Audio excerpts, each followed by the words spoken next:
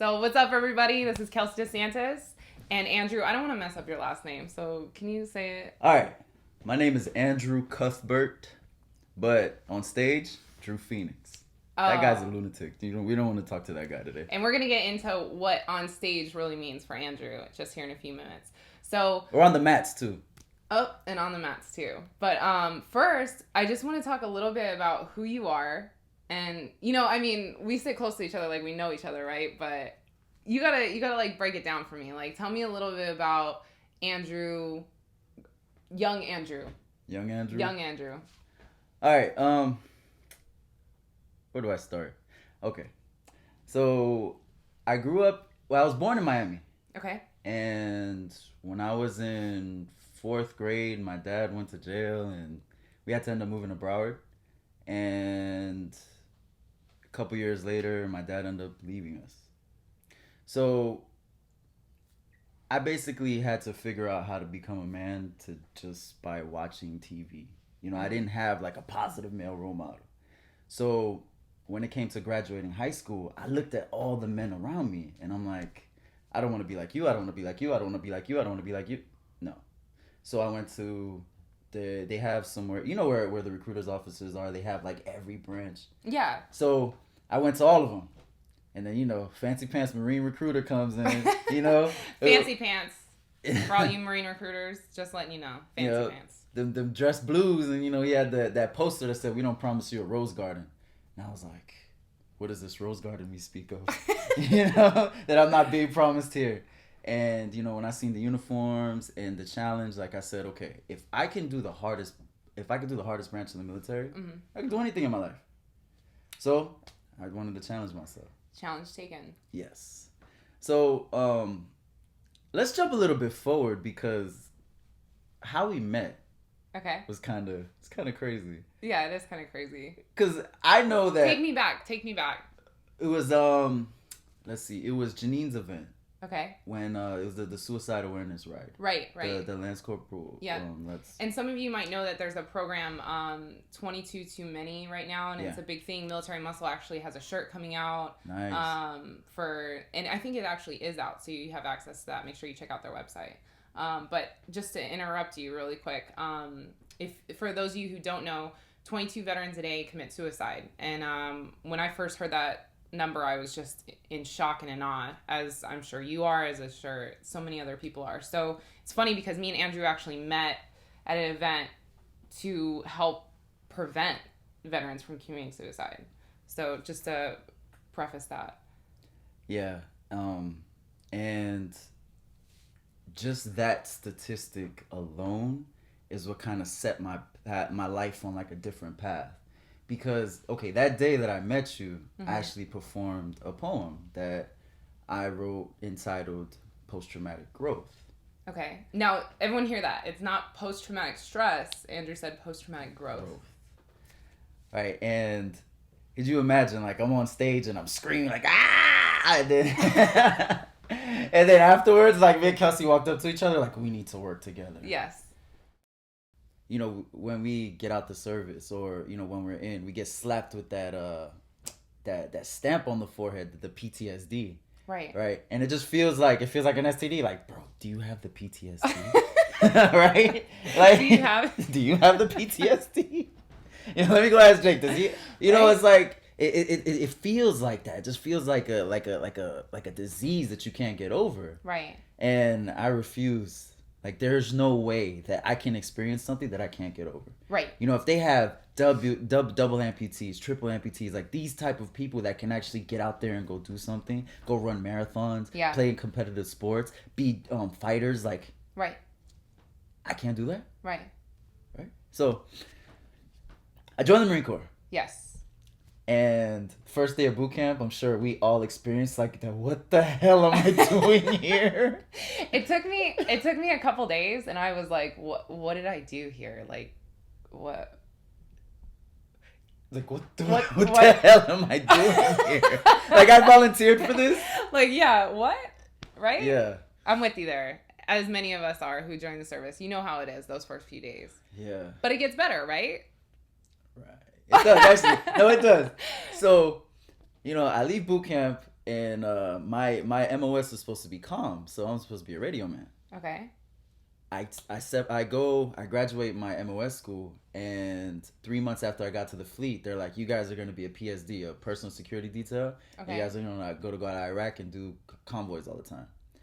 I go to Iraq and I was 19 years old. And in Iraq, there was like one pivotal point. Like one point where I was like, what the hell? It was 3 months into the deployment, and we were in a convoy, and I was a gunner, and we were coming off of we were like in the desert, and we were making a right turn onto a highway.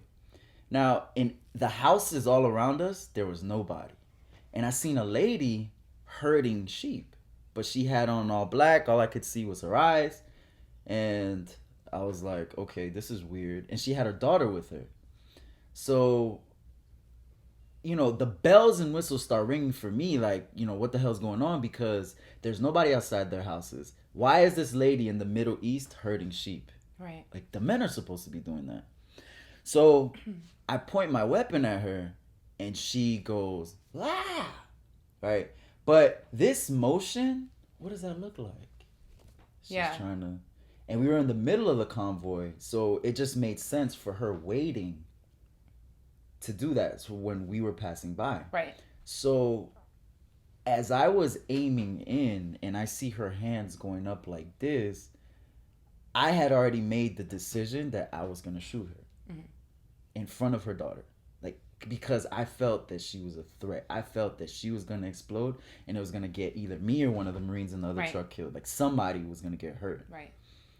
So as I aimed in, the truck behind me made an extra wide turn, and he got in my line of fire. So as soon as he did that, I pulled back. Those split-second decisions. Yeah. So it just I swear it happened in slow motion. So as I did that, I pulled back, and I was like, oh, I was grateful that nothing happened. Yeah. But now in my head, I'm like, oh man. Yeah. Like, I am a monster. Why am I doing this? So I needed some type of reason why I was in Iraq. I needed to know facts. So I go to a staff sergeant, like, why are we here? He couldn't tell me. I asked everybody in the platoon, why are we here? Nobody could tell me. But then I seen a new Marine Corps Times article, and you know how they tell you where all the Marines are in the world? Yeah, I have seen that. Yeah. Okay, so I'm tracking back. Yeah. Okay. It's been a couple years. Yeah, it's been a couple years. So I look at the Marine Corps Times article, and I see 10,000 Marines in Afghanistan and 100,000 in Iraq, and I couldn't connect any dots. Right. So I felt guilty. So that guilt kind of stayed with me, but I used to hide it. Yeah. And so I finished the deployment. All of us came back safe, thank goodness.